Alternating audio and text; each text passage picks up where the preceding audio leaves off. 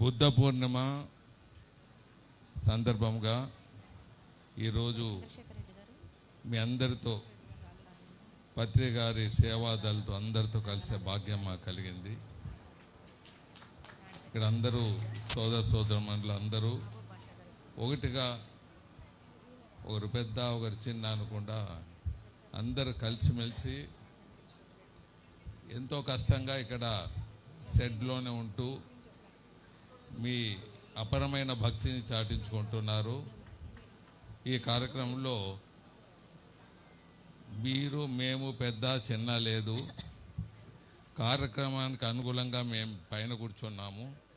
అంతేగాని మేమేదో పెద్దవాళ్ళు మీకైనా మాకు ఎక్కువ ఈ పత్రి గారి గురించి తెలుసు అని మేము చెప్పుకోదలుచుకోలేదు. కొన్ని విషయాలు పత్రి గారితో సంబంధాలు కొన్ని విషయాలు తెలియజేయదలుచుకున్నాను. అలాగే ఈ కార్యక్రమానికి మన ఎమ్మెల్యే గారు గౌరీ చరిత గారు వచ్చారు. గౌరీ చరిత గారు చాలా చక్కటి సోదరి, మంచి పనులకు పరిగెత్తు చేస్తుంటారు. 24 గంటలు ఆమె ఎప్పుడు రెస్ట్ తీసుకుంటుందో తెలీదు. ఎక్కడ పిలిచినా, ఏ కార్యక్రమం పిలిచినా, ఏ పనులున్నా, ఎవరికి ఏ పనులున్నా నేనున్నాను అని ఆమె కనపడుతూ ఉంటుంది. కొంతమంది నాయకుల్లో నేను ఇలాంటి వారిని చూస్తుంటాను, పని పని పని అని. మరి ఇటువంటి సోదరి మనతో ఉన్నది. మరి వారు కూడా పత్రికని చూసే ఉన్నారు వారు చిన్నప్పటి నుంచి. సో వారి కూడా చాలా అనుబంధాలు ఉన్నాయి. ఈ కార్యక్రమంలో వారు వచ్చారు, వారి బ్లెస్సింగ్స్ కూడా తీసుకుంటున్నాం మనమందరూ. వారికి ధన్యవాదాలు తెలియజేస్తున్నాను. ఇంకా మనకు బివి రెడ్డి గారు గురించి మరి వారికి నాకు సంబంధం మళ్ళీ ఉపన్యాసంలో చెప్తాను.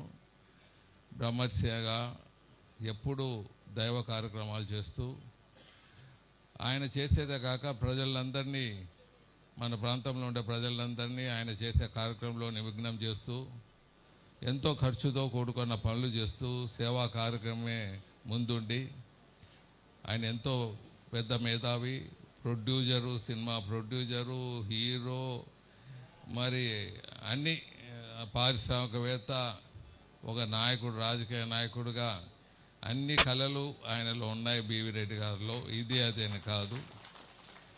మళ్ళీ ఇప్పుడు బ్రహ్మర్షిగా రిటైర్డ్ లైఫ్లో బ్రహ్మర్షిగా అయ్యాడు. జీవితాన్ని చాలా చూశాడు. ఆయన జీవితాన్ని అందరికీ ఆయన అనుభవాల్ని ఎప్పుడు పంచిపెడుతూ వారిని కూడా మంచి మార్గంలో తీసుకోబోతుంటారు. వారి మా మిత్రులైనందుకు నా అదృష్టంగా భావిస్తాను. మరి అలాగే ఈరోజు కార్యక్రమానికి మరి పత్రి గారి కుమార్తె వచ్చినది. కంప్లీట్గా లేకపోతే డిక్షనరీలో వేరే ఉందే, ఏముందంటే సంపదతో కూడిన అందమైన అమ్మాయి అని. ఈ అమ్మాయి చిన్న అమ్మాయి మాతో పత్రికారితో పరిచయం ఉన్నప్పుడు, మళ్ళీ అప్పుడు నిజంగా బాల్యంలో చాలా చిన్నగా అందంగా ఉండేది పుట్టినప్పుడు. మరి అందుకే ఆ పేరు డాడీ పెట్టినట్లున్నాడమ్మా. ధన్యవాదాలు.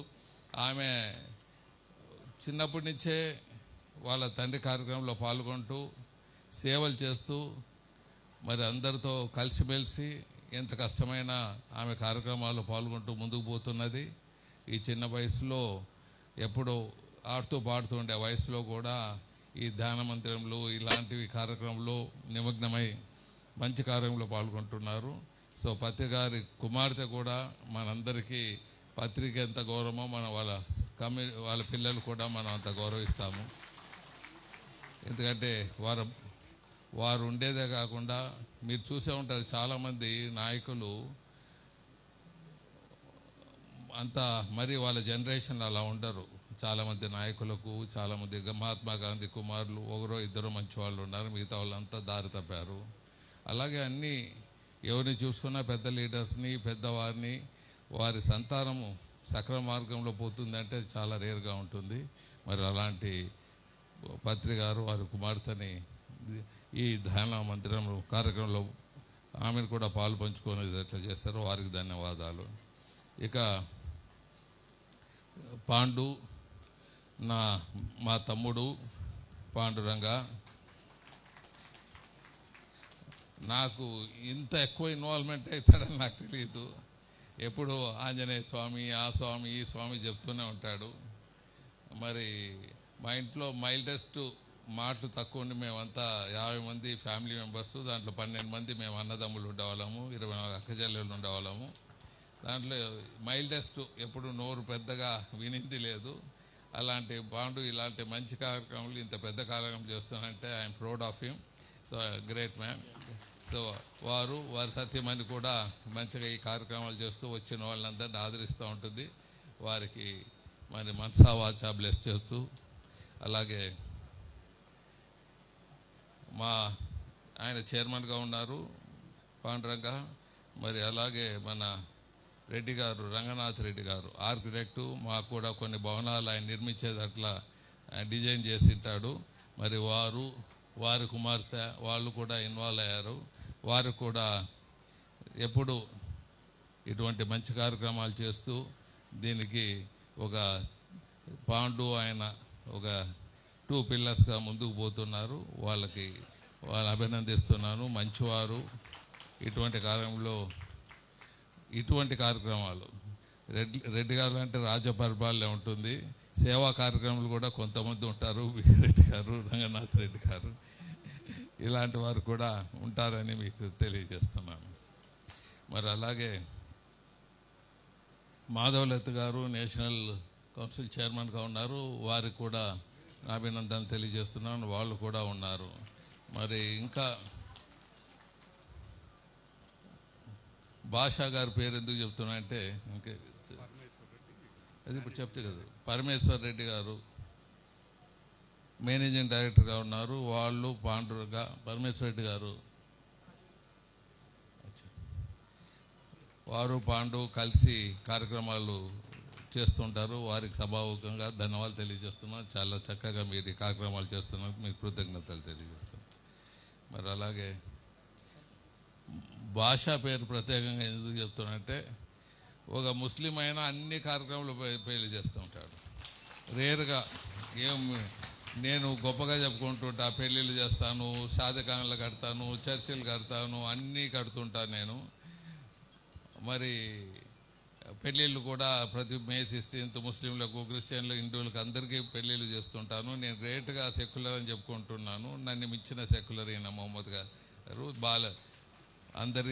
అందరితో కలిసిమెలిసి అన్ని కల్చర్లో పార్టిసిపేట్ చేస్తూ ముందుకు పోతుంటారు. వారికి కూడా కృతజ్ఞతలు తెలియజేస్తున్నాను. ఎంతోమంది మహానుభావుల కింద కూడా కూర్చున్నారు. మీసాల్ రెడ్డి గారు, ఇంకా పెద్ద పెద్ద వాళ్ళందరికీ ఇక్కడ వచ్చిన వాళ్ళందరికీ ధన్యవాదాలు తెలియజేస్తూ, మిత్రులారా ఒక 2 విషయాలు మాత్రం చెప్పదలుచుకున్నాను. మన పత్రి గారు, పత్రి అంటే మీ అందరికీ తెలుసు, మనకు ఆ మీనింగ్లోనే ఉంది. పత్రి అనే పేరులోనే పెన్నిది అన్నట్లు పూజకు ముఖ్యంగా వినాయకునికి పూజకు అర్పించే వివిధ పత్రిలను పత్రి అంటారు. వివిధ రకమైన ఆకులు అనొచ్చు. అలాంటిది పూజకు పంచే పూజకు కావలసిన కొన్ని పత్రికల్లో పత్రి అంటారు.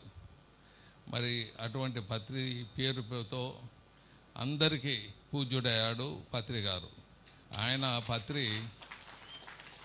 పూజలకు పరిష్కరించే పత్రి పేరుతో ఉండే ఆయనే అందరికీ పూజ్యులుగా అయ్యారు. మాతో ఉన్నప్పుడు మేము కలిసినప్పుడు ఈయన ఇంత గొప్పవాడవుతాడని ఎప్పుడూ ఊహించుకోలేదు.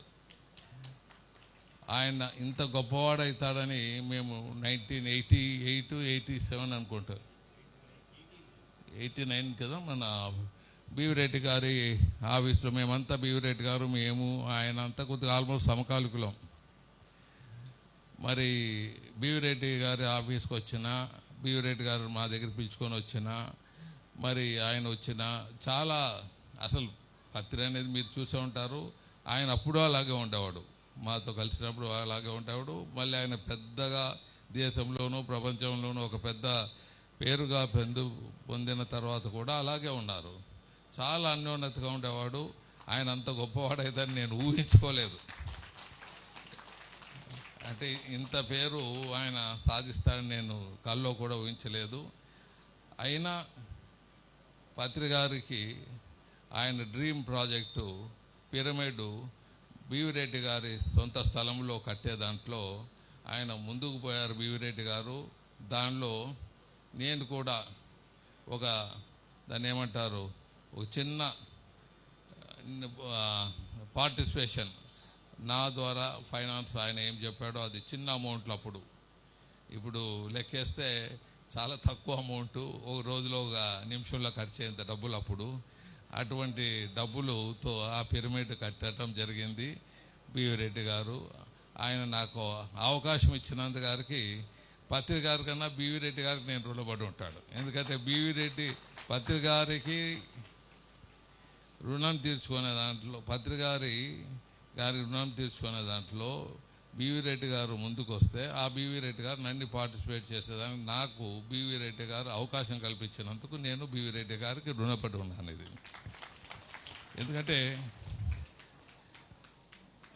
అప్పుడు మేము గెస్ చేయలేదు, మంచి పనులు చేస్తున్నాడు అని బీవిరెడ్డి గారు చెప్పటం, బీవిరెడ్డి మాటలతో మేము ముందుకు పోవటం జరిగిందనమాట. కలుస్తూ ఉంటే చెట్టాబట్ట మాట్లాడుతూ ఉంటే స్నేహితులుగా కలిసి ఉంటే ఆయన గౌరవించేది అమోఘంగా ఉండేది. ఆయన టపిమని మేము ఆయన కాలు మొక్కే, ఆయన మా కాలు మొక్కేకి వచ్చేస్తాడు. నాయన మాకు పాపం వస్తుంది, మాకు ఈ పనులు చేయదు బీవిరెడ్డి కానీ నాకు కానీ ఇటువంటి పనులు చేయదు. అది మనం మోదీ గారిని చూస్తుంటాం, అందరికీ లేబర్ క్లాస్ని అందరినీ కాళ్ళు మోపుతుంటాడు. మరి ఆయన అటువంటి స్వభావం అయింది. అంటే ఎంత గొప్పతనం అంటే అది ఊహించలేనిది. ఆయన గొప్పతనంలో ఆయనకుండే సంస్కృతిలో మాకు -00లో ఉంటుంది. అటువంటి గొప్ప మనిషితో మాకు పరిచయాలు బీవిరెడ్డి ద్వారా కావటము, ఆయనతో కలిసి ప్రయాణం చేయటం కొంతకాలం.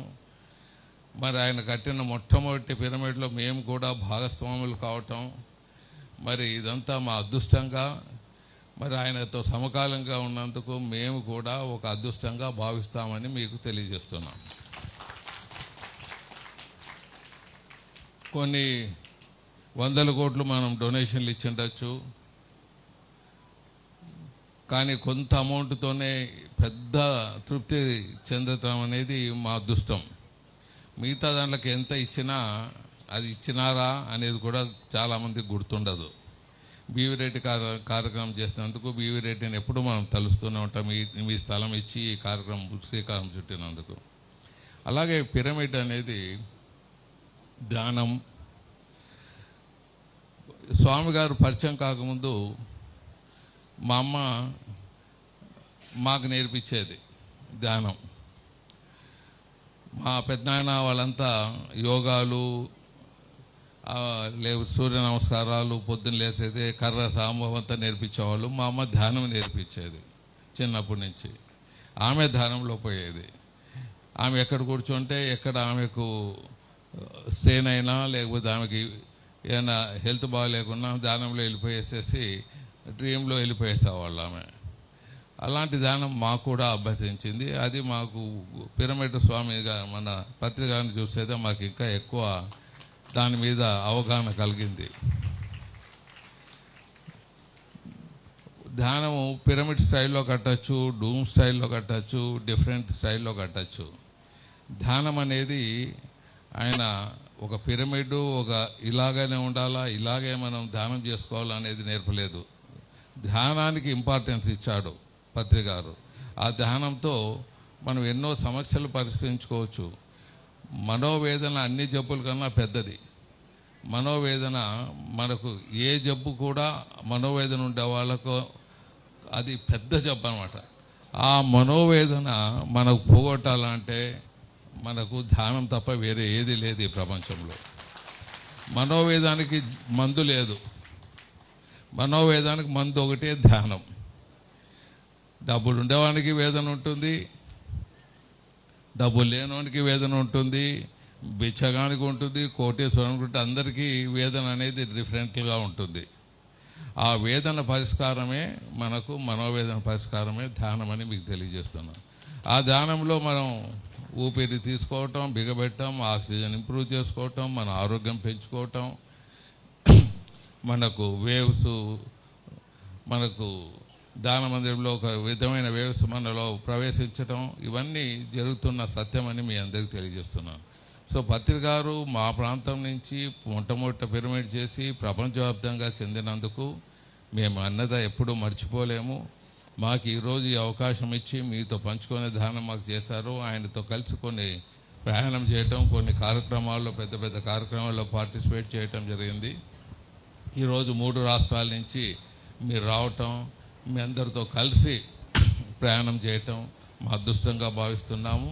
మరి మీ పిరమిడ్లో ఉండేవాళ్ళు, మీ సేవాదళ్ వారు ఎప్పుడైనా ఏ ఇబ్బందులు ఉన్నా మేము సేవాదళలో ఉన్నాము, మాకు ఇబ్బందులు ఉందని తెలియజేస్తే తప్పకుండా మీ సోదరు టీజీ వెంకటేష్ అనేవాడు ఉంటాడు. మా సోదరుని ద్వారా వచ్చినా ఎవరి ద్వారా వచ్చినా మీకు సేవ చేసేది ఉంటుంది. నేను ఒకటి పాటిస్తుంటాను. నా తమ్ముడు చెప్పాడు, నెలకు సంవత్సరానికి 4-5 కోట్లు అని. 4-5 కోట్లు వేరే దానాలు కాకుండా ఒక దానం 4-5 కోట్లు ఉన్నది. ఆ 4-5 కోట్లు ఏమంటే నెలకు ఒక 40 lakhs వరకు సిగరెట్లు తాగని వాళ్ళకు non smoking, non alcoholic allowance ఇస్తుంటాను. తాగటము, తాగి లేక స్మోక్ చేసి రోగాలు తెచ్చుకొని సావద్దని రాని, మనం అది తెచ్చుకొని డబ్బులు ఖర్చు పెట్టి తెచ్చుకునే రోగం. మీరు ఎంత ధ్యానం చేసినా, మీరు ఎంత మంచిగా ఉన్నా, ఎంత సేవలు చేసినా, ఎంత దేవుని మొక్కినా కొని తెచ్చుకునే రోగాలు తెచ్చుకోవద్దండి. కొన్ని భగవంతుడు ఇచ్చిన జబ్బులు ఉంటాయి మన పూర్వజన్మ పాప ఫలితాలను బట్టి.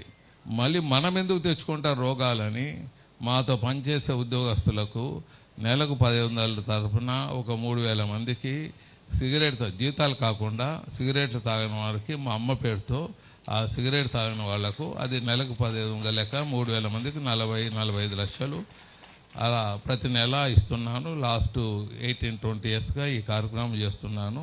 ప్రపంచంలో ఎవడూ చేయలేదు. డబ్బులు ఖర్చు పెట్టి రోగం వాడేమన్నా ఎందుకు చేస్తున్నానంటే, ఎవడైనా తప్పు చేస్తే సిగరెట్ తాగినంటే మన ఉద్యోగాలు పోతాయి. ఆ భయంతో ఉద్యోగం పోతుంది, అలవెన్స్ పోతుంది. సో ఆ భయంతో అట్లీస్ట్ 99% 95% బాగుంటారని నేను ఊహించుకుంటూ, ఎప్పుడైనా దొరికినారంటే వాళ్ళు ఉద్యోగాలు తీస్తూ ఆ భయాన్ని పెడుతూ ఈ కార్యక్రమాలు చేస్తుంటా.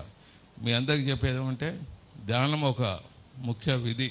ఈ ధ్యానానికి ఫలితం ఇవ్వాలంటే మీ జీవితంలో కూడా ఒక పద్ధతిగా బతికేది కూడా ముఖ్యం. నేను ఇలాగే బతుకుతానో ధ్యానం చేసుకుంటే అన్ని పోతాయంటే అది తప్పవుతుంది.